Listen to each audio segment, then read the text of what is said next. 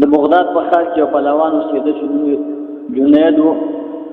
دغه جنید یو بادشاه ځان سره ساتلی و لپاره د پهلوانۍ. په مخکې زمانه کې به د پهلوانۍ مقابلې جوړېدلې. دغه بادشاه یو ورځ د پهلوانۍ مقابله جوړه کړه او پهلوان جنید میدان ته راوویسته او غږ یې وکړ چې څوک شته چې د پهلوان جنید سره مقابله وکړي. په دې کې ټول خلک غلي ول، چا هم غږ نه کوو. یو سپین ږیری سړی پاڅېد، ویې ویل چې زه ورسره مقابله کوم. خلک په خندا شول، ویل چې سپین ږیری ته خو بوډا یې، د بدن نه ډېر ضعیفه یې، کېدی شي چې ستا هډوکي مات کړي. دغه سپین ږیري دې خلکو ته وویل چې نن به زه د پهلوان جنید ملا په همدغه ځمکه لګوم. پهلوان جنید سپین ږیري ته مخ وګرځول چې بابا د پهلوانۍ نه د میدانه لاړ شه، کېدی شي زما نه خوږ شي. دغه سپین ږیري سړي پهلوان جنید ته وویل چې په خپل قوت او په خپل بدن مه نازېږه، چې به غرور مه کوه. پهلوان جنید ورته وویل چې راځه نو چې ته مقابلې ته راځې نو هغه مشکل نشته.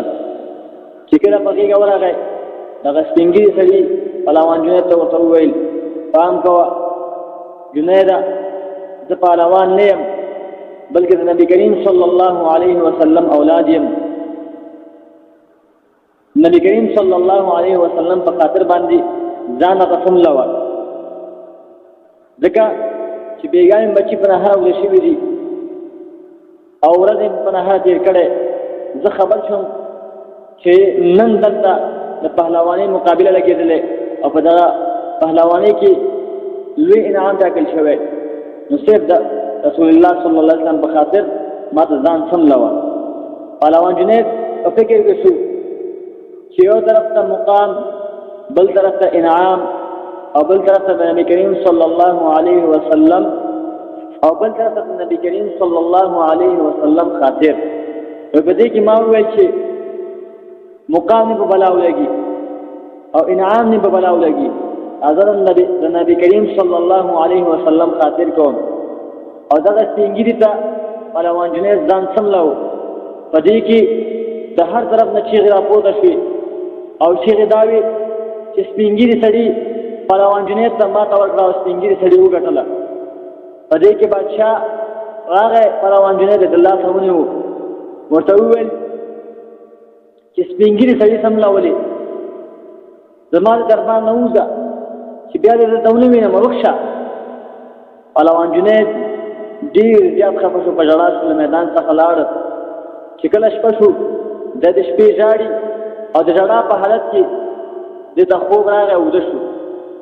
چې کله دی وده شو، نبی کریم صلی الله علیه وسلم په خوب کې ورته راغی، ورته وایي چې جنیده ته ولې ژاړې او ولې خفه یې؟ جنید بغدادي رحمه الله ورته وایي چې نن مې د پهلوانۍ په میدان کې ستا بچي ته غېږه ورکړه او ستا بچي ته مې ځان سملو او زما مقام هم د لاسه لاړه، انعام هم د لاسه لاړه، او زه بادشاه د خپل دربار نه په ډېر رسل شوي شکل باندې وویستم، نو ما ته ځکه ژړا راغی او زه ځکه ژاړم. نبي کریم صلی الله علیه وسلم ورته وایي تا زما په خاطر زما بچي ته غېږه ورکړی، راځه نن زه تا ته غېږه درکوم. جنید بغدادي رحمه الله په غېږ کې ونیو او خپل سینې سره جوخ کړ.